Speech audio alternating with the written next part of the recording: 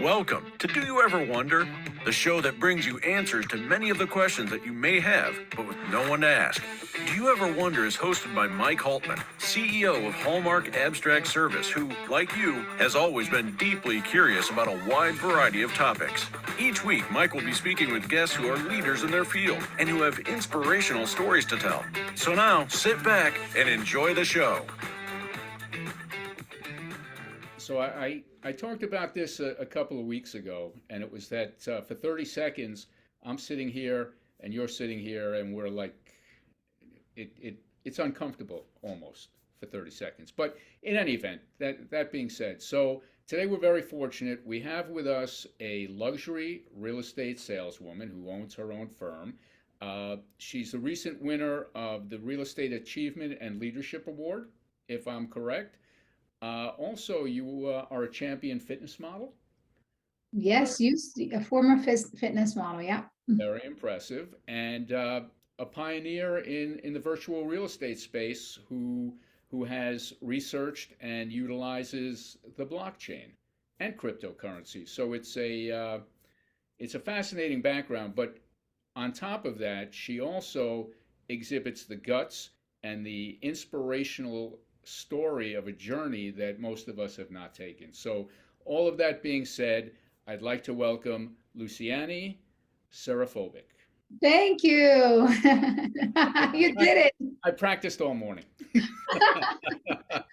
Thank you so much for having me, Mike. I appreciate the opportunity. The pleasure is all mine. The pleasure is all mine. So, you have a mantra of hard work, having faith, and that through those things you can accomplish anything. Now, how did you develop that way of thinking about things? Well, listen, I think the life of hard knocks, right? You kind of develop this different level of gratitude, and as life and God, universe, whatever you believe in, it starts to kind of give back to you with everything you've done and the hard work you put into it, then you have to sit back and think about. So, through the process of growing, I always say that I'm Luciane 3.0. None of us are born knowing everything, or even no one ever know everything, but at least becoming a better version of yourself. And the way I came up with that mantra was I actually hired a firm. And this firm helped me create my Luciane 1.0 brand. And today I have Luciane 3.0 brand. But that was something that we sat back and really understood why I was the way I was and why I was successful. And I built that luxury brand intentionally a long time ago, before I was a CEO and founder of my own firm. Well, I got to tell you, in what you just said, you used two words that I believe in quite a bit. One is gratitude, and the other is intentionally. I think in life, or in our business, or in life, we have to really try and be intentional about the things that we do. But that said, we also need to really try and be grateful for the things that we've achieved and that we have. I have three kids, and I always tell them to look down, not up. Everyone looks at what they don't have and says, "Why can't I have that?" But the reality is, there's a lot of people who are worse off. And Yeah. if we look at that, and we really be grateful for what we have. Absolutely. Listen, and when you are an entrepreneur and you have to kind of figure things out, um, there's some scary moments, right? That you have to go through, and some big decisions you have to make. But through gratitude, I think you can't be scared and grateful at the same time.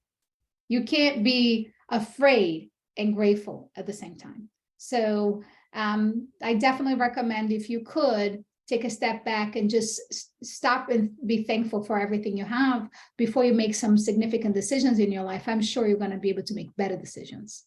So I've been very blessed to make some really important decisions at the right time. Well, you know what?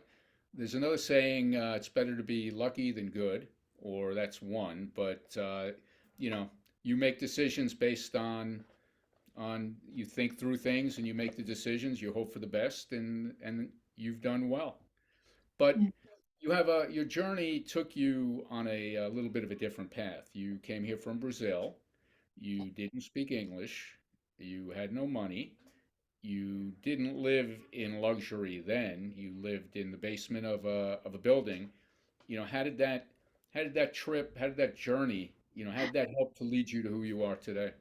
It's funny because sometimes I forget about all of these things, but I think the more successful you become, and then you have to go through some of these interviews, then you start to really reflect. And the other day I was doing some interviews, and then I did some video series, and I forgot that some of the things I've done to be able to get to where I am, including working in a coffee shop and cleaning the bathroom. That was something that I absolutely forgot. But everything you said is true.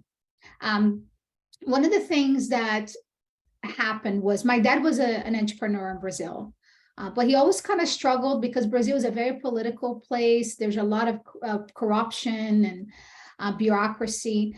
So growing up, seeing him as an entrepreneur, I think deep inside still inspired me. And but he also had a salesperson that was always doing very well, always making more money than my dad. And I never understood that. How can my dad be the business owner and the entrepreneur, and this guy who's in sales is making more money than my dad? Because I kind of overheard the conversation when I was a teenager.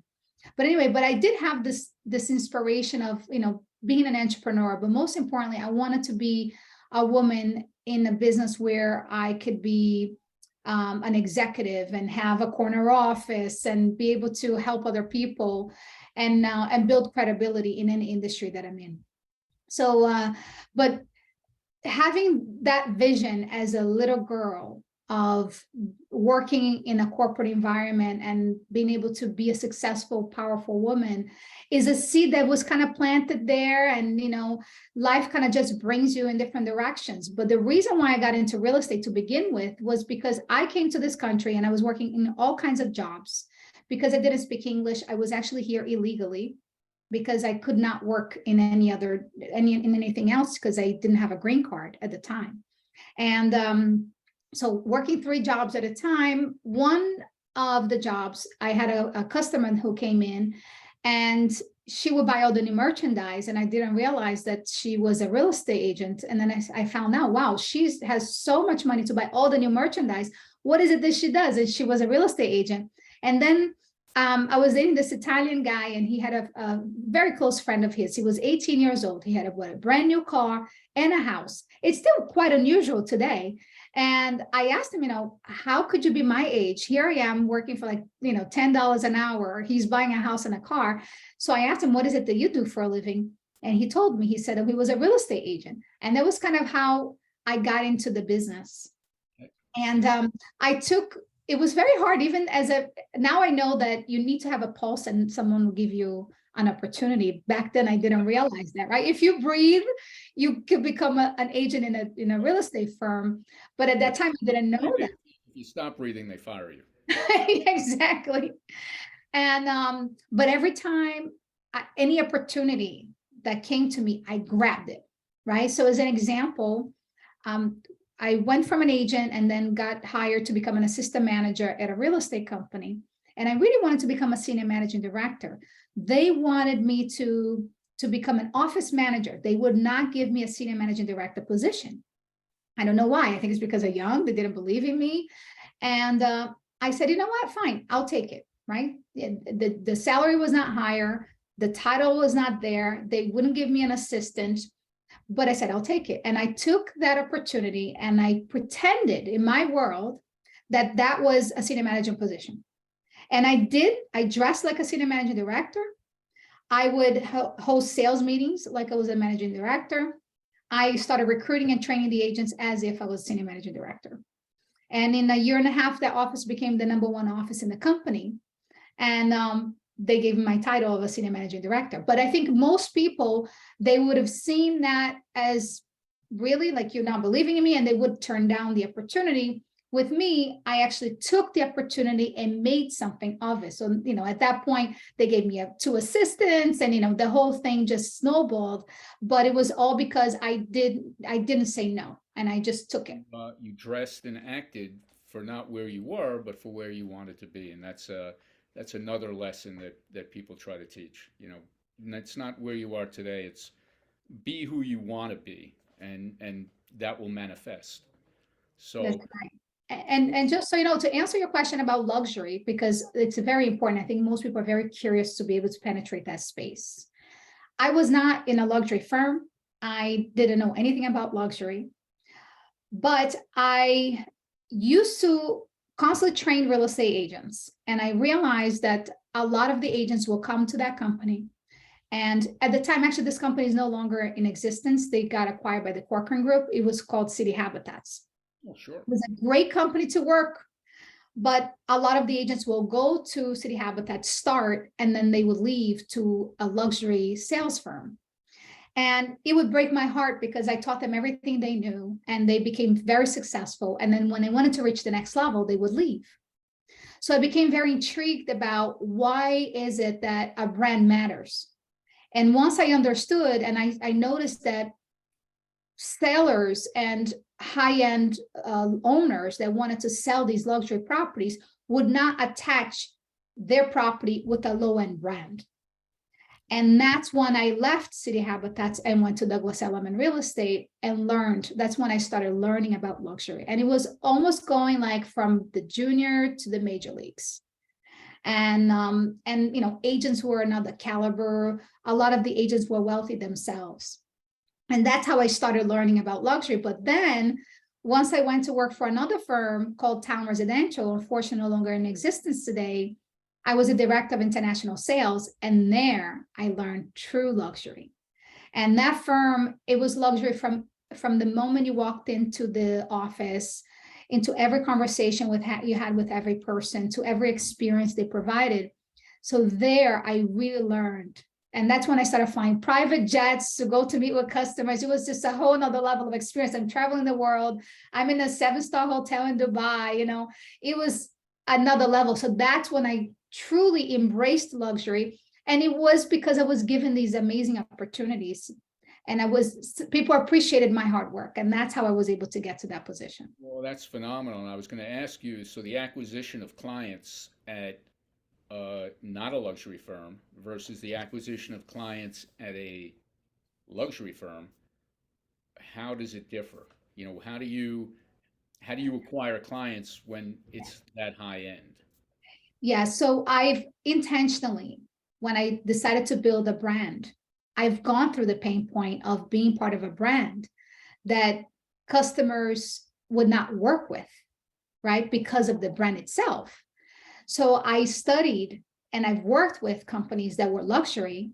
So I thought, okay, what would be the highest level of luxury? And I understood the highest level of luxury are high net worth individuals, sports, and entertainment clients. So there isn't higher than someone who is a billionaire. There isn't higher than someone who is a celebrity that, you know, makes $100 million a year.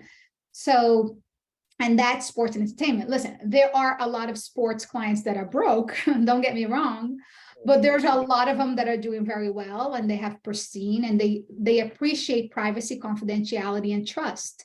So when I wanted to be able to create a company, I wanted to create something that was unique, that would service that clientele, just because also, you know, working with me, not to pat myself on the back, you're working with someone who was a high level executive at a firm. Now you get to have me help you sell your luxury property. So I didn't want to just work with low-end rental clients or mid-market value homes. I wanted to be able to work with those intelligent folks that appreciate the high level of experience that I've had. Because the average agent, listen, the average agent will probably, a successful one, a very successful one, probably sold over 1,000 properties in their career. I've looked at probably at 50,000 because I managed thousands of agents. So I've seen everything. I have a lot more experience than the average agent. So now how do you meet these people? Oh, networking. Definitely. To your point of referrals. networking, Say it again? to your point of networking, that's not BNI networking. That's a No. different level of networking. Correct. It's by, and when you're intentional. So here's the beautiful thing. When you know what you want, then it's almost like you tell somebody, don't look for red. Don't look for red. Don't look for red. Then you're going to see everything that's red.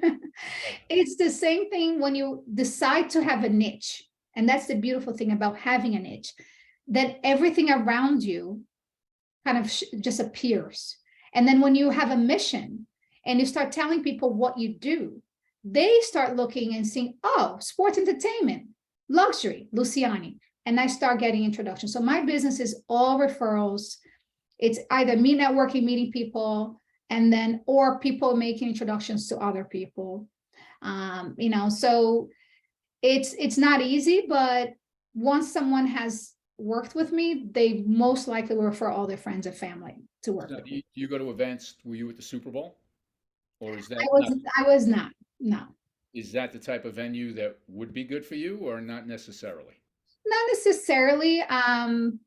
Definitely wouldn't hurt, but the best way for me to work with these clients, I very often get referred for the actual celebrity themselves, like, you know, one celebrity to another celebrity, but very often there's business managers, talent agents involved.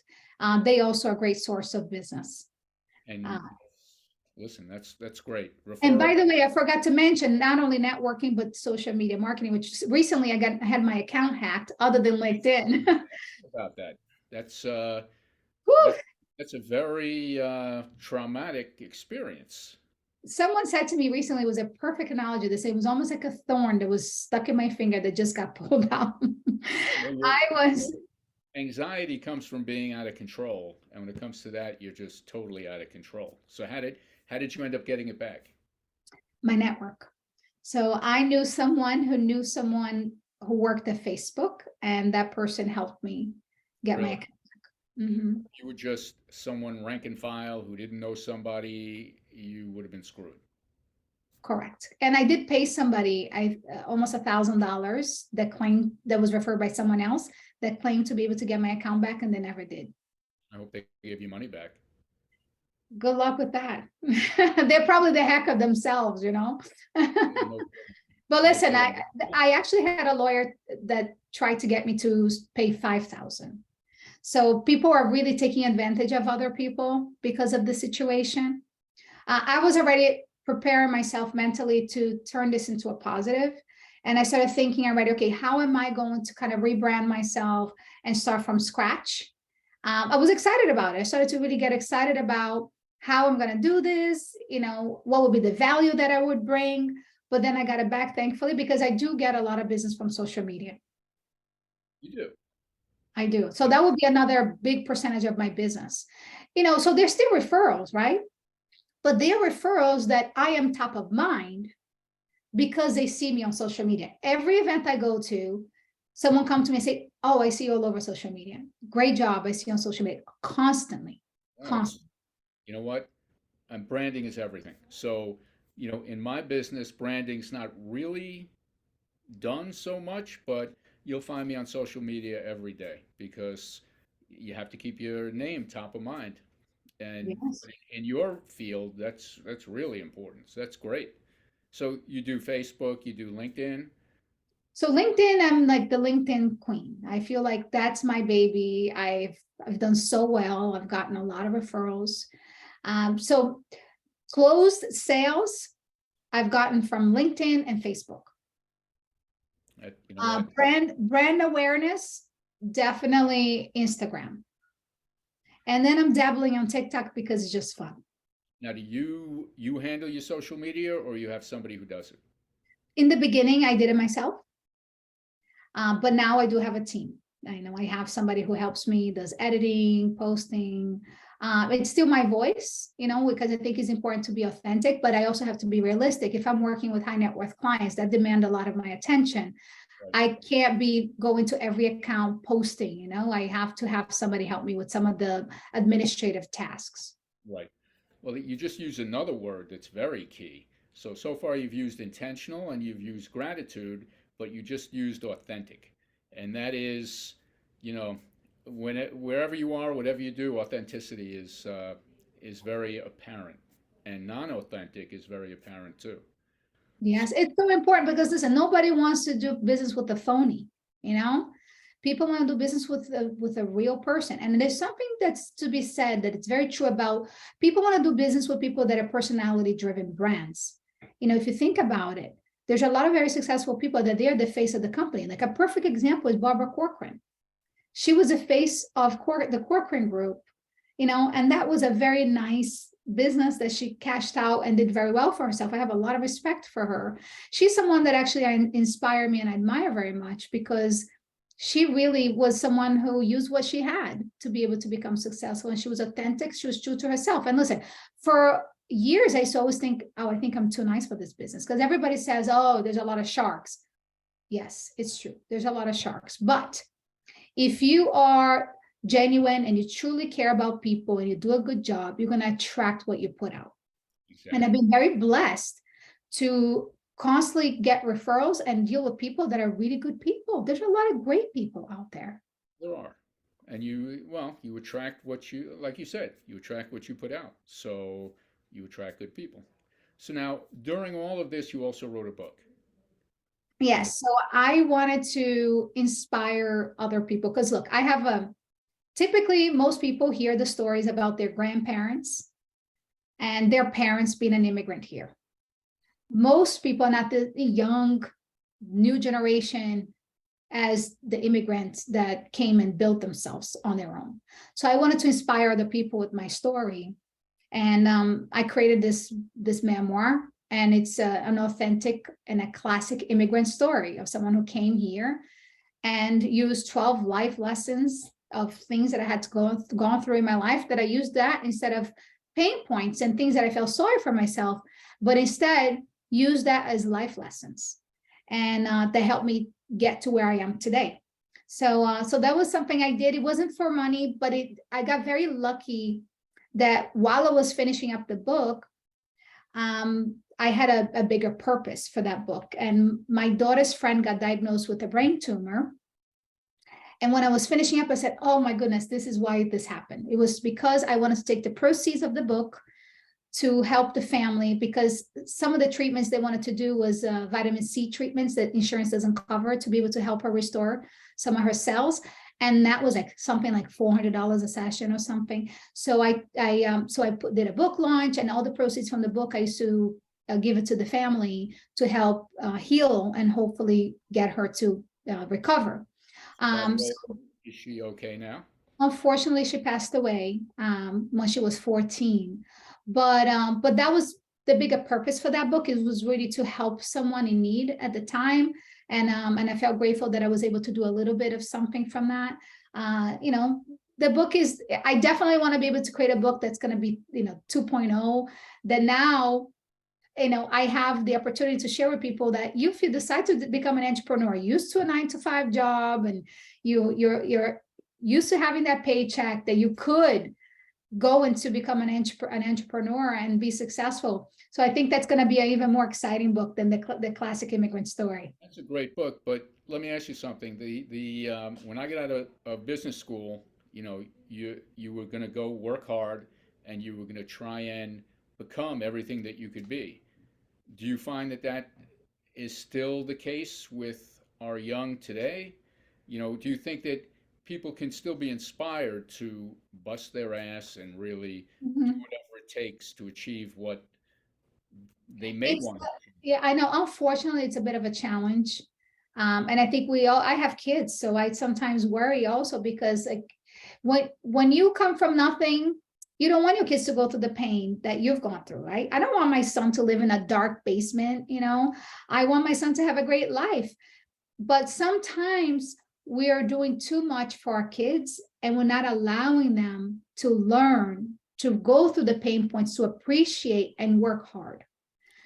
So I think parents have to really take a step back and be intentional and think about, okay, what am I doing here? Am I spoiling this child? Am I teaching them good life lessons so they can be on their own? It's definitely a hard balance to be, but I feel like, unfortunately, today's kids, they don't want to work hard. They want things to come to them easy. They want to be an influencer and make millions of dollars, but it's like winning, but it's like winning the lottery. Look, I want that too, but it's like winning the lottery. The reality is you still have to work hard, and you have to have a mission and do right by people. I always think about this, my job is a beautiful job, because people have a need and I'm helping them, and I get compensated for doing something that's incredible selling one of the biggest asset, right? Or helping them buy one of the biggest asset. How blessed is that I get to be paid for doing something so fairly easy? It's not a hard thing to do. I mean, there's obstacles that we have to overcome, of course, and you get involved with that a lot because typically it's title related. Right. You know, Everyone likes to blame the title guy. it's not your fault, but No. typically there's issues, and and those are things that are hard to fix, but there's always a solution. There is always a solution. So, we're going to be winding down soon, but talking about a solution. I know that recently you had a great success where you took a property that was languishing for years and you reimagined it and you sold it for more than it languished for, but it took insight, it took creativity, it took thoughtfulness. Tell me about it. Well, which one? Because I've done that multiple times. The last one? Yes, the one. The last one. Okay, so yeah, it's the last one was on the market for 2 years with another agent for 1.995 million. And I told the seller that, it just looked like an art gallery. We didn't have furniture, and I told him this would have been an issue. But originally, this unit was attached to a penthouse. So, it was almost like, okay, you have your private art gallery. So it was okay to leave it that way. But then I noticed that the penthouse and that unit was so large that people would get lost. And a confused mind does not buy. And that's what was happening. and we don't visualize well, right? Say it again? We don't visualize well, most people. No. And even if I had the floor plan, I would explain it, people just got confused. And when they're confused, they don't feel it. They don't feel like this is a home. So I realized also that a townhouse, the average size of a townhouse is like 4,800 square feet. This is 65, so it's bigger than a townhouse. So we decided to split up the units and sell it separately. And it was like magic. The moment that we split it, and one was 4,800, the other one was 1,700 square feet. So I wouldn't show the last floor, then people just understood it. And so then I sold. Oh, go ahead. Yeah, so then I sold the penthouse. So now I had the lower floor that it was also on the market with the other agent. But then I said, I still showed it like 80 times. Don't get me wrong. Like, I was trying to save the owner's money to not have to do anything. But I just saw their faces. I saw their body language. And I got some offers, but it was not at the price that I wanted the seller to get. So we decided to hire someone who I know, a friend of mine, who did fashion design. And then she was in charge of recreating the experience of the apartment. So we took some walls down, made into a convertible 3 instead of just a 2-bedroom, brought some light in, did all this new cabinets in the kitchen, countertop, redid the floors that were dark wood to light wood to brighten up the place. And I increased the price to 2.25 million. And I got into a bidding war because, of course, it looked much better, but I was very passionate about explaining the value to people. And I think that's one of the things, a lot of agents, they just open the door and they don't sell. You have to sell. I mean, we're in the business to sell. So people sometimes don't envision and see the qualities of a unit. So this was a loft, right? And most agents will just open the door and have the clients walk in. Like, you have to highlight the fact that this is a loft. That's very unique. Not every apartment's a loft. That's something that's interesting. It's there's bragging rights to say you're an owner of a loft. And the ceiling heights and all these minor things that are relevant that makes the buyer fall in love. And that requires some influence, and you have to be a good salesperson. And we got it done. And thankfully, it was not easy, but we got above asking price and we're in contract now. That's phenomenal. You know what? Those success stories are why you are who you are. So my last question, do you play golf? I do. Okay. Are you good? I'm okay, because listen, that's a wise question, because everybody, who plays golf could have a good day or bad day. I get the ball off the tee. That's my biggest, as long as I get the ball off the tee, to me, that's a winning day. Well, maybe you'll come out and play with me and my wife one day. I would love that. Hey. I Uh, no, that's great. I saw a video where you were taking a golf lesson. I think it was a lesson. No, it was just me talking about like if you're going to play golf, the things that you need in order for you to start playing. Because like no one taught me, I had to figure it out. So I wanted to show other people to do it. Because the first time I went to play golf, it was at a golf outing for a company called Rebney, Real Estate Board of New Oh, York. Neil Garfinkel? Yes. So Neil is going to be I'm the board chair of a charity, and Neil is going to be our honoree this year at our golf outing. Wow. I would love to be a part of that.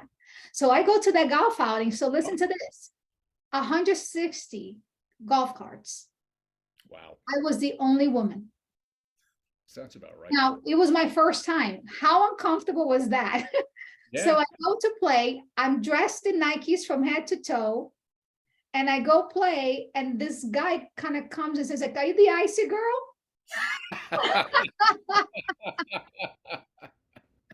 I was so offended, but I let it go. Now I laugh about it. But since then, now I have my own golf clubs. And I do enjoy playing golf very much. Because you know what? There isn't a game that you get to really spend time with people and get to know them, truly get to know them, where it's a place where most people become kind of open and honest and vulnerable. And it's been a great experience for me so far. So where do you usually play? Wherever my clients invite me. I'm not a member of any clubs. But what I usually do is I go to golf outings. That's kind of what I love to do, because I'm killing two birds with one stone, right? Not only am I playing golf, I'm doing something good for a charity of some sort. And then I get to network at the events that happens right after. So I'm like killing three birds in one event. I just made a note for myself to send you an invite to mine. Oh, I can't wait. Yes. But listen, I can't thank you enough. This was great. You're a pleasure. Thank you. And hopefully we'll talk again. Thank you so much. Thank you for the opportunity and your time. And listen, kudos to you for doing a podcast. I know this is not an easy thing to do. And it's very clear, and I appreciate it. And hopefully people got some value from today's session. I have no doubt. I have no doubt. But thank you again. Thank you, Mike. Thank you for listening to Do You Ever Wonder? And we hope that you enjoyed the show. Next week, we will have another terrific guest telling their story. And if there are any specific topics you'd like to hear more about, please don't hesitate to let us know. Our curiosity, like yours, knows no bounds. Please subscribe and like and share this episode on your social media. See you next week.